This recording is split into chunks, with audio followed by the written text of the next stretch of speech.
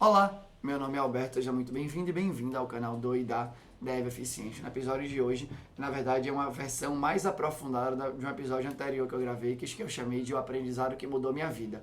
Lá naquele episódio, eu comentei sobre a teoria que chama Teoria da Autoeficácia, e eu expliquei como ela me fez entender múltiplas áreas da minha vida e como ela me fez ser um profissional muito melhor do que eu era até eu conhecer aquela fonte de pesquisa.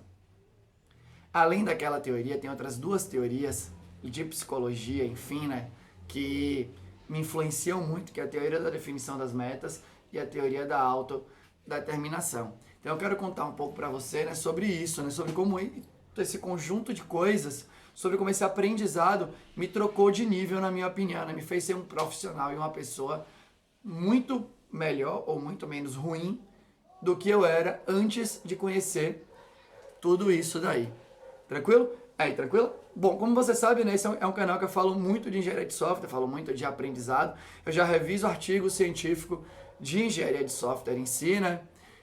Mas hoje, especialmente, eu vou fazer essa homenagem, na minha opinião, à psicologia, porque, no fim, acho que é uma história longa, contada de forma curta. No meu processo de virar diretor ali, né, durante um tempo do RH da Kaelon, que era a empresa que eu trabalhava antes de trabalhar na ZUP, nesse meu processo, teve uma hora que eu pensei assim, quem entende de gente é psicólogo e psicóloga. A psicologia está aí no mundo há muito mais tempo do que quaisquer técnicas que a gente use hoje para fazer gestão de projetos de software, né? Principalmente aquelas baseadas em agilidade e coisa do gênero. E aí falam de RH ágil, né? Business agility e tal. Eu falei, olha, quer saber de uma? Eu vou nesse momento rejeitar um pouco esse lance de agilidade, esse lance de todas essas implementações, né, de pensamentos ágeis e tal, e eu vou olhar para quem entende de gente, né, para as pessoas que entendem de gente, que são as pessoas formadas em psicologia e com estudos no campo da psicologia. E aí eu caí, eu fui ali, né, me aprofundando, até que eu caí, o primeiro artigo que eu caí é um que o título é meio grande, talvez eu pronuncie errado aqui, mas eu vou tentar, né? Building a Practically Useful Theory of Goal Setting and Task Motivation. Deixa eu tentar traduzir, né? Talvez eu me embanane também. Mas é construindo uma teoria, construindo uma prática, uma prática interessante sobre a teoria da definição de objetivos e da motivação por trás das tarefas que a gente enfrenta, né? Em inglês ficou muito melhor. Quando eu li a primeira vez esse artigo, eu não entendi nada. Que era um monte de termo que eu não manjava, né? Falava de motivação e juntava com objetivos, né? E objetivos de longo prazo, objetivos de curto prazo, e moderadores de performance. Só que é isso que eu já falei aqui pra vocês, né? Uma vez que você lê um artigo que você não entendeu muitas coisas, ao invés de você já ir caçando as referências para formar a sua base, você fica nele e lê ele mais vezes para você aumentar o número de coisas que você entendeu e diminuir o escopo do que você tem que procurar depois. E foi isso que eu fiz. E aí, na medida que eu fui lendo, eu li a segunda, li a terceira, devo ter lido a quarta, não lembro agora se eu li a quarta ou não. E aí as coisas foram ficando claras para mim. Então tiveram algumas coisas nesse primeiro artigo que mudaram a minha vida. Mudaram muito, muito, muito, muito, muito. A primeira, esse artigo, ele descreve, né? Ele, na verdade, ele é o que a gente chama de meta-artigo, né? Ele é um artigo que revisa 35 anos, beleza? 35 anos de pesquisas do campo da psicologia, né? Relacionadas à definição de objetivos e por aí vai. Ele é um artigo mais ou menos ali da década de 80, da década de 80 mesmo, 82, 85. E aí se você subtrai 35 anos disso, você vai cair para antes de 1950, talvez. E é o tanto de tempo que as pessoas estão tentando entender, né? O que faz, o que move a gente, né? Como a gente consegue colocar esforço para buscar alguma coisa. E aí tem algumas sacadas que estão escritas aqui, né? Que estão escritas aqui, foram muito, muito interessantes para mim. A primeira delas e a mais impactante. É descrito um ciclo chamado de ciclo de alta performance. No ciclo de alta performance, ele mostra, né, como é que é o fluxo de você performar bem em relação a uma atividade que você quer buscar. E aí nesse ciclo, ele deixa claro que motivação é resultado de performance e não combustível para a performance. Por que isso me influenciou? Que em muito tempo durante o meu trabalho, eu ouvi muito, e eu tentei fazer muito isso, né? Buscar se a pessoa não estava performando bem, né? Ou se eu não estava performando bem, e por aí vai, a minha busca era, por que será que a pessoa não tá fazendo a coisa que não está entregando, né? Aquilo que o potencial dela indica que ela pode entregar. E aí sempre caía para isso de motivação, né? A pessoa não está motivada, né? Ela não está feliz no trabalho. Então como é que a gente pode deixar ela motivada, né? Quais são as coisas que ela gosta? E aí, será que é o escritório que não tá legal, né? Será que é o jeito da gente gerir a equipe que não tá legal? E por aí vai. E quando né, esses dois pesquisadores, que eu não falei o nome, perdão, né? Edwin Locke e Gary Layton, né? A galera que trabalha com performance aí em geral, já ouviu falar deles, por sinal, né? E aí eles explicaram, né, isso, né? Então, motivação é resultado de performance e não combustível. Quando eu vi isso, eu fiquei muito impactado, que eu falei, gente, mas eu tô fazendo aqui como se motivação fosse combustível de performance e não resultado. E qual que é a brincadeira, né, que ele explica? Ele fala que a motivação, porque de novo, né, performance e motivação são coisas que andam lado a lado. Qual que é a brincadeira? Ele fala assim, quando você alcança um objetivo, você fica tão feliz por ter alcançado aquele objetivo que você quer provar mais daquilo. E aí, isso sim é motivação. Então a gente pode dizer que a motivação retroalimenta a sua performance, mas não que é o combustível da performance. Ela faz parte do jogo da performance, né? Mas é mais importante você fazer a pessoa entregar do que necessariamente motivar ela para entregar. É isso que está escrito aqui. E são 35, quando eu li eu falei, são 35 anos de revisão nesse artigo. Eu fui pesquisar no Google Scholar e esses dois pesquisadores eram referências na psicologia. Eu vou mudar? Eu não mudei nada. Eu aceitei, falei, a partir de agora é isso, né? Então, o que eu vou fazer eu vou fazer com que as pessoas entreguem. E eu vou acreditar que quando elas entregarem, elas vão gostar daquela entrega e elas vão querer entregar mais, e cada vez melhor, e cada vez mais desafiador, porque isso aí vem as outras explicações, né? Nesse artigo, ele explica que quanto mais desafiador é o objetivo, na verdade ele não explica, né? Ele resume todas as pesquisas. Quanto mais desafiador é o objetivo, mais você tem vontade de buscar aquele objetivo. Porém, existe um detalhe importante. Se o objetivo, né, é muito além do que você pode, você vai ficar frustrado ou frustrada. Se ele é muito abaixo do que você pode, você vai ficar frustrado ou frustrada. Então você tem, né, um ponto mágico, né, um ponto doce do objetivo que é desafiador o suficiente. E aí, olha que interessante, né? Todo mundo, provavelmente você que está me vendo, já ouviu falar em algum momento de OKRs, porque no mundo startupeiro, principalmente, a galera fala muito de OKRs, inclusive hoje no mundo mais empresarial, talvez ex-conservador virando startupeiro, ou nesse tipo de coisa, a gente também já ouviu falar de OKRs. E quando você vai, o Google é a empresa do planeta mais famosa pela utilização de OKRs.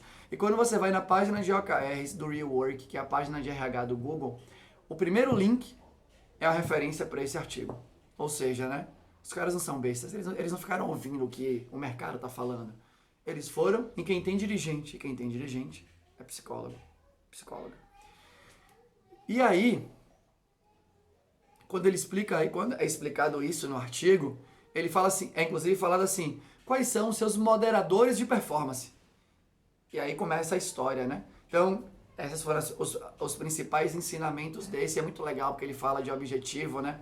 Mas quando o objetivo é muito complexo, então ele é sugerido no artigo que você tem um objetivo de aprendizagem.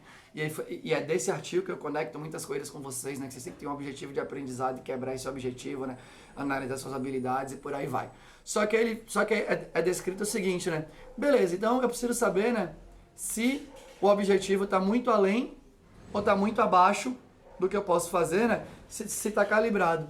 Mas como é que eu consigo moderar isso, né? Como é que eu sei quais são as características de performance importantes para eu buscar ali, né, os meus objetivos? E aí ele vem e fala que um dos moderadores mais importantes de performance, e de novo, né, o que é performance?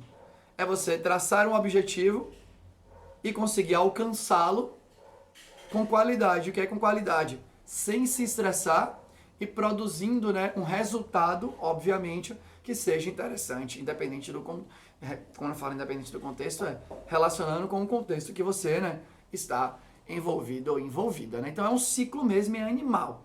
E aí vem esse lance de moderador de performance. Então o que eu preciso fazer para a pessoa entrar nesse ciclo de alta performance? E aí ele descreve, né, são descritas duas coisas. É descrita que um dos moderadores de performance é comprometimento, e aí é descrito no artigo quais são formas interessantes de você gerar comprometimento. Beleza? Eu tento voltar sobre isso mais pra frente se der. Mas é descrito que o segundo moderador de performance e mais importante moderador de performance é a alta eficácia. E aí, em função desse artigo, eu caí no artigo da autoeficácia, né? E aí eu descobri esse psicólogo, que é um mito, que é o que eu falei no meu outro episódio, né? Que chama Albert Bandura. O que é a autoeficácia? É a percepção que você tem sobre a sua capacidade. E aí eles conseguiram fazer testes que provaram a causalidade, ou seja, né? Se você faz isso, acontece isso, é como se fosse determinístico. Beleza? Então, eu acho que tem eu acho que eu posso usar essa palavra aqui, né? Se eu tiver usando a palavra errada, me perdoem. Mas a ideia é o quê? Se eu faço uma intervenção de alta eficácia em alguém, ou seja, se eu chego e falo, se a pessoa fica convencida que ela é capaz de fazer alguma coisa, automaticamente ela performa melhor naquela coisa. Olha que incrível, né? Isso é comportamento. Então eu li isso e eu falei, gente, isso é incrível. Porque faz todo sentido. E aí você começa a olhar, né, para todas as suas ações, né, para todos os seus comportamentos na vida, e você percebe como isso está conectado, né? Você começa a olhar, por exemplo, tem gente que fala assim, sei lá, eu vou olhar para a síndrome do impostor, por mais que eu já falei isso aqui em outro episódio também, né, que eu não sou psicólogo, obviamente, estou fazendo aqui uma homenagem a conjuntos de leituras que eu considero que mudou minha vida. Mas quando você vai para a síndrome do impostor, principalmente nessa parte de ensino, palestras, se mostrar em público, que nem eu estou me mostrando aqui para você, é muito comum isso, né? Tem gente que se mostra aleatoriamente, fala qualquer coisa. Tem gente que se prepara muito tempo para fazer a mesma coisa. E está escrito aqui no artigo, né? Que como, por exemplo, eu tive muita experiência em dar aulas na Kaelo, dei muitas palestras, treinei muita gente para dar aula. Então, me apresentar, falar em público, para mim, é uma habilidade que eu treinei muito e eu me sinto muito capaz de fazer isso. Quer dizer que eu vou falar sempre a coisa certa? Óbvio que não, né? Eu vou falar várias coisas que não são corretas ou que são corretas hoje e vão deixar de ser corretas amanhã. Mas eu me sinto capaz de fazer isso e automaticamente, quando eu me sinto capaz, eu faço. E automaticamente também, quando eu me sinto capaz, vários comportamentos são derivados. Então, se eu errar aqui, eu fico mais tranquilo, eu fico tranquilo de discutir alguma opinião divergente nos comentários, né? Não levo isso pra mim. Quando eu faço alguma coisa errada, eu assumo a responsabilidade, ao invés de jogar a responsabilidade para as outras pessoas. E aí, ele explica uma outra faceta da autoeficácia, que a autoeficácia não é para a vida. A autoeficácia é específica, então eu posso ser autoeficaz para falar para a câmera, por exemplo, mas eu posso não ser autoeficaz para parar uma pessoa na rua e chamar ela para conversar. E é verdade, eu, por exemplo, não sou. Eu sou introvertido, por mais que não pareça, porque eu tô aqui gravando esse vídeo, né? E aí você começa a relacionar as coisas. Então você já deve ter saído com alguém na balada, né? Um menino ou uma menina na balada, que a menina foi lá, paquerou uma pessoa, né? E essa pessoa deu um fora na menina. E aí vai ter uma menina que fala assim, acabou minha noite. Ou o menino vai falar, acabou minha noite. Puta, hoje acabou minha noite, tomei já um fora. Hoje não vai dar mais. E você tem uma outra amiga, um outro amigo, que quando chega na pessoa e toma o primeiro fora, a reação é a seguinte, minha noite começou agora. Já vou no bar, vou tomar a primeira aqui. Começou agora, primeiro fora da noite já veio. Já perdi aqui, né? Já desobstruí isso daqui, vou pro jogo. Por quê? Imagina que nesse grupo de pessoas todas tem um estereótipo de, por exemplo, pessoas que são consideradas bonitas pelas outras, todas são dentro da mesma classe social, por exemplo. Então você tem um grupo de pessoas parecido. Por que elas se comportam de maneira diferente? Porque algumas delas provavelmente se sentem mais capazes de paquerar do que outra. E aí você começa a ver isso, né? Para múltiplas áreas da sua vida. E aí ficou muito claro para mim, aí foi aqui, né? Quando eu li isso, que ficou muito claro para mim a importância de estudar e treinar. Porque é descrito nesse artigo que a forma mais eficiente de você se sentir capaz é mestrar alguma coisa. Então, olha a relação, né? Eu preciso mestrar para me sentir capaz. E se eu me sinto capaz, automaticamente eu performo. E aí eu falei, fechou, é isso que eu preciso levar para a minha vida. E aí isso ficou muito claro e influenciou diversas outras ações da minha vida, inclusive o jeito que eu cuido de pessoas, né? Porque como líder, né, como chefe, né, nessas posições que te colocam, para mim ser chefe de alguém, e eu uso a palavra chefe no bom sentido, né? Chefe, ele tem ele ou ela tem as características que são legais, né, daquelas conversas que são mega legais, inspiradoras e por aí vai. E aí, quando a conversa não é tão legal ou não tão inspiradora, é normal, acontece também, né? Só que no mundo a galera fala que chefe é ruim e liderança é legal. Pra mim é tudo a mesma coisa. Você conquista ser chefe do mesmo jeito que você conquista ser líder. Pra mim, beleza? E eu falei, o que eu tenho que fazer? Eu tenho que colocar as pessoas no ciclo de alta performance, mas para colocar elas no ciclo de alta performance, eu preciso dar habilidades para ela. Então eu preciso facilitar a vida delas em ganhar as habilidades. E aí é muito bem explicado, né, o papel se você não tem muita habilidade, você precisa de suporte. Para quê? Para você conseguir prover as habilidades para a pessoa, para que ela seja capaz de fazer aquilo. Então, quando eu estava tomando conta das pessoas na Kaela, assim como das pessoas que eu tomo conta na ZUP, né? Essa é a relação. Para aquilo que você vai fazer, qual o nível de habilidade qual o nível de capacidade que você considera que você tem agora? Ah, eu me sinto pouco capaz, então eu vou entrar com muito suporte. Qual é o nível de capacidade que você sente agora? Eu me sinto muito capaz, então eu vou entrar com menos suporte e você me consulta. E aí você vai mitigando a autonomia, né? Essa conversa que a gente vê hoje em dia aí de, não, toda empresa tem que dar autonomia, a pessoa tem que chegar, né? E já ter autonomia, é um puta tiro no pé. Porque se a pessoa não se sente capaz, o que ela menos precisa é uma super autonomia, o que ela precisa é de suporte. Então, você dá autonomia, ou você, obviamente, né? A gente pode estar aqui falando, obviamente, também de você restringir a autonomia, né? Qual que é o nível de autonomia que ela tem? É isso daqui e o resto você vai dar suporte. Enfim. Então isso me influenciou muito. Esse é um artigo que ele provou causalidade, gente. A teoria da alta eficácia tem múltiplas aplicações na nossa vida e é muito impressionante. Beleza? Depois dessa, tudo isso de alguma forma vai se relacionando com motivação, né? E aí teve uma hora que eu caí, né, em um outro artigo sobre motivação, que também mudou muito a minha vida, que é o artigo cujo título é, eu já vou tentar falar aqui em inglês, em português, se eu errar, desculpa aí. A teoria da autodeterminação e a facilitação da motivação intrínseca, desenvolvimento social e bem-estar. Então, né, esse é um artigo escrito por Richard Ryan e Edward Deci. Os dois também são mega famosos. Todos esses psicólogos que eu falei para você, eles são mega famosos. Com destaque especial para Albert Bandura, que ele é o psicólogo mais citado do planeta. Ele é mais citado, né, do que Freud. Acho que isso é um marco importante ali, né? Porque Freud, por mais que tenha vivido numa época sem internet, por aí vai, ele é o segundo mais citado. Então, para você ser o primeiro, alguma coisa muito especial você tem que ter feito. Beleza? Mas Ryan e Deci, por exemplo, né, um dos dois é o quarto ou quinto mais citado. Assim como Locke e Leighton, sei lá o nome, também estão ali talvez no top 10, top 20. O que é muito legal, né, da teoria da autodeterminação, né, quando ele tenta explicar a motivação intrínseca. Ele fala que a motivação intrínseca aflora, a motivação intrínseca, ou a motivação intrínseca é mais fácil de ser aflorada, quando você tem o seguinte cenário. Ele fala que ele tenta, a ideia desse artigo é que todo ser humano tem 3 pilares que são essenciais para a vida desse ser humano, né? Autonomia, mestrar e conexões, né? Você quer estabelecer conexões, você quer entender que você se relaciona, o conexões é relatedness. E aí quando você vai ler o relatedness, é a necessidade de se relacionar, mas não é só isso. É a necessidade de se relacionar e receber a atenção em função desse relacionamento, né?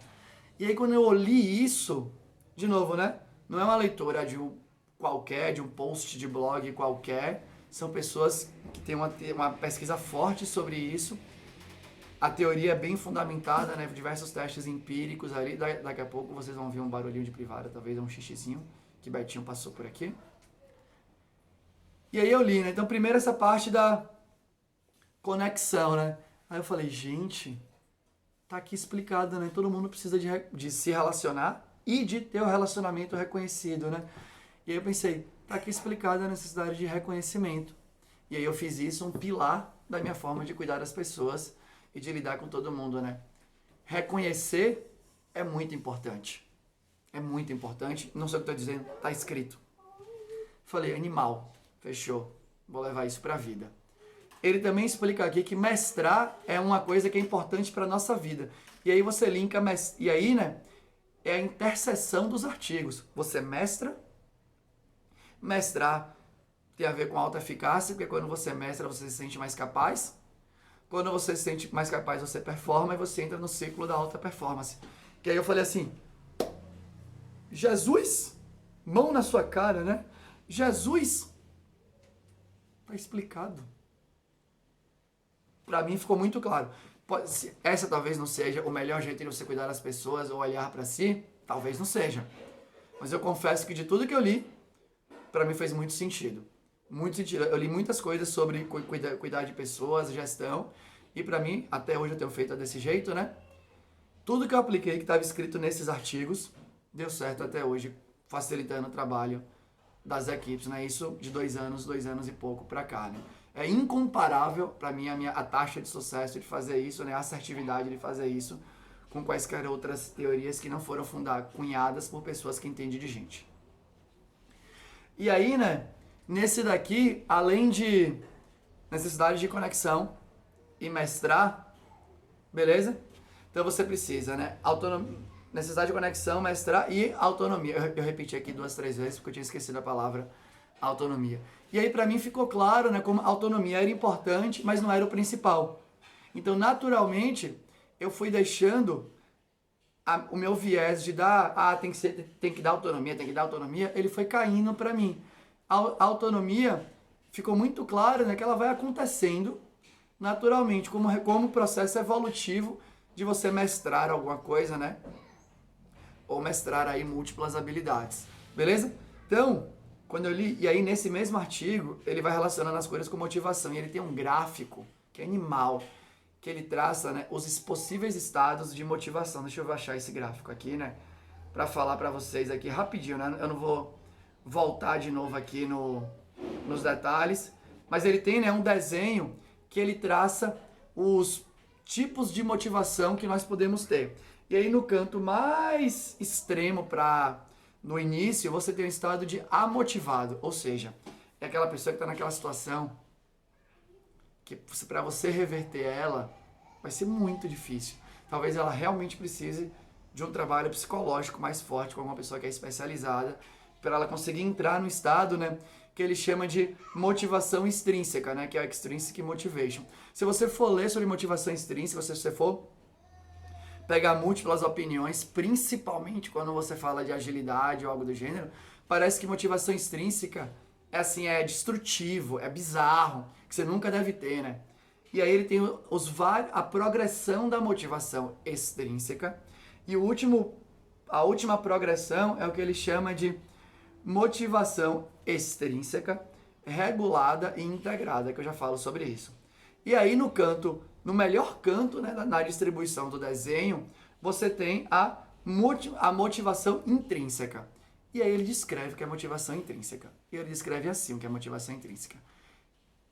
É o seu desejo de fazer alguma coisa simplesmente porque você quer.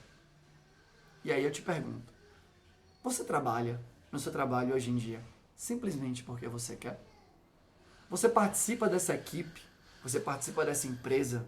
Você participa desse squad simplesmente porque você quer? Quando você acorda de manhã e você tem vários pensamentos, um dos pensamentos mais inspiradores do seu dia é falar assim, hoje é o dia que eu vou sair para trabalhar na empresa de outra pessoa e fazer algum tipo de projeto? Se você tiver encontrado esse emprego, eu recomendo para você que não troque. A não ser que seja uma diferença de salário, ou seja uma diferença de, a não ser que aconteça alguma coisa muito, muito impressionante. Porque você conseguir conectar motivação intrínseca com o trabalho é um match muito difícil. Principalmente quando o trabalho não são esses trabalhos do tipo esportista, músico, artista e por aí vai, né? Quando são trabalhos mais comuns, beleza? Nada contra os trabalhos mais comuns, né? A gente precisa de médico, médica, psicólogo, psicóloga, a gente precisa de gente como a gente, né? Que trabalha com software e por aí vai. Mas uma coisa é a gente trabalhar no escritório, outra coisa é a gente jogar bola para um estádio de 90 mil pessoas cantando o seu nome, né? Lembra que eu falei que na teoria da autodeterminação, que reconhecimento e conexão é um dos pilares da nossa vida? Imagina você estar sentado no meio de um campo de futebol, fazendo um código, com vários telões ali no seu código, e tem 90 mil programadores e programadoras assistindo, torcendo para que você complete aquele código. Imagina como você ia se sentir. É mais ou menos assim que um atleta, né, se sente quando está no estádio cheio. Então simplesmente não dá para competir. Beleza? E aí, né, ele explica que a maioria das motivações que você vai encontrar no ambiente de trabalho é a motivação extrínseca. Só que você tem, né, eu vou botar aqui os dois extremos da motivação extrínseca. Então, só pra fechar, né, motivação intrínseca é isso, né, praticar esporte, tocar violão, tocar guitarra, tudo que você faz sem ninguém te pagar. Se você considera que você poderia trabalhar para o lugar que você está hoje sem ninguém te pagar nada, isso conversa com sua motivação intrínseca, beleza? Sobre a motivação extrínseca, eu vou dar os dois extremos, né? Você tem a motivação extrínseca, que ele chama de external regulation, e você tem a outra ponta, que é a motivação extrínseca, que é chamada de motivação extrínseca, né?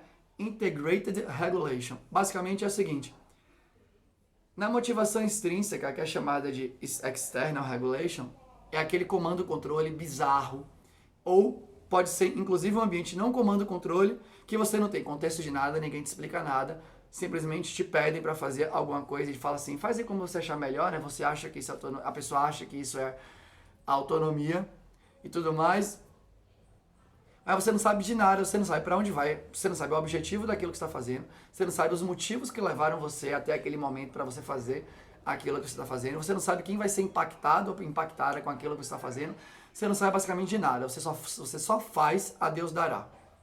E aí, né, isso é a motivação extrínseca pior que tem. Só que você tem um outro lado da motivação extrínseca, que não é porque eu não acordo pensando que hoje quero programar de graça para o mundo o tempo inteiro, que eu não posso fazer isso de maneira excelente e que eu não posso ficar muito feliz no meu trabalho. Qualquer outra ponta, você sabe exatamente o porquê que você está fazendo aquilo, você sabe exatamente quem vai ser beneficiado ou beneficiada por aquilo, você sabe qual foi a racional para chegar naquela linha de pensamento, ou seja, você tem o máximo de informações, que aí quando você olha para aquilo e fala assim, porra, faz todo sentido estar fazendo isso daqui, eu vou fazer mesmo, eu vou fazer. E aí você sabe quem você vai impactar, né? Por isso que é mega importante para as empresas, quando alguma coisa acontecer, você pegar aquelas pessoas que possivelmente seriam impactadas e falar para quem fez que aquilo deu certo. De novo, reconhecimento, né? Sentimento de conexão é uma coisa que a gente procura na nossa vida. Beleza? Então, né? Esse conjunto de coisas, esse conjunto de teorias formam o conjunto de leituras que mais impactaram a minha vida. Nada que eu aprendi até hoje na minha vida mudou tanto o jeito que eu faço as coisas. Nada. Nenhum artigo, nenhum livro de computação, nenhum artigo de computação em engenharia de software. E olha que eu já falei aqui, né, sobre várias coisas legais de engenharia de software, na minha opinião, né? Mas nada mudou tanto com o conjunto desses 3 artigos. Para mim foi um ponto de mudança total. Me fez com que eu entendesse muito mais sobre mim. Fez com que eu entendesse muito mais sobre todo mundo que eu me relacionava. Fez com que eu entendesse muito mais, por exemplo, sobre a criação do meu filho. Por exemplo, né, de Betinho, que vocês viram passando aqui, né? Eles comentam na teoria da autodeterminação, tem uma parte ali, né, que tem um experimento que fazem, por exemplo, com crianças que brincam, por exemplo, numa sala, e o pai e a mãe não dá retorno sobre aquela brincadeira. Enquanto com que outros pais e mães dão retorno sobre aquela brincadeira. E ele explica, né? Explicaram que a criança, quando tem um retorno, quer brincar muito mais. Quer ficar muito mais brincante, né? Que é muito mais brincadeira do que quando não tem retorno. E você pode olhar isso no seu trabalho, né? Quando você faz coisas e ninguém reconhece o que você faz, ou você sente que está fazendo alguma coisa que não vai chegar para ninguém, geralmente dá uma baixada de bola, não dá? Ou quando você pega um objetivo que está muito além, talvez você já tenha passado por isso, alguém foi te dar uma promoção, foi te deu uma promoção, uma coisa super legal, e você falou assim, cara, que animal. A pessoa, né, o seu chefe falou assim, olha, eu tô te dando aqui, né, uma oportunidade muito animal, você vai ser o líder aqui de um time, né, ou você vai ter que desenvolver esse projeto aqui, é animal, e a pessoa acha que tá te fazendo, né, tá te dando um puta pulo de carreira, enquanto que você tá pensando, mas eu não me sinto capaz de fazer isso agora. E aquilo vira um estresse pra você, né, você chega em casa, fica pensando naquilo, você fica estressado com aquilo, estressada com aquilo, porque a pessoa não entende que pra o objetivo ser legal, você tem que ter as habilidades necessárias. Essas 3 teorias, gente, são super velhas, beleza? Elas estão aí no mundo há muito tempo. A psicologia é objeto de estudo nos nossos comportamentos como gente, é objeto de estudo há muito e muito tempo. Então, ao invés da gente se basear ao invés da gente se basear, né, em coisas que foram escritas muitas vezes por gente que não entende de gente, por que não se basear no que foi escrito por quem entende de gente? Foi isso que eu fiz e mudou muito todas as coisas que eu faço. E lembra, se você é de computação, né?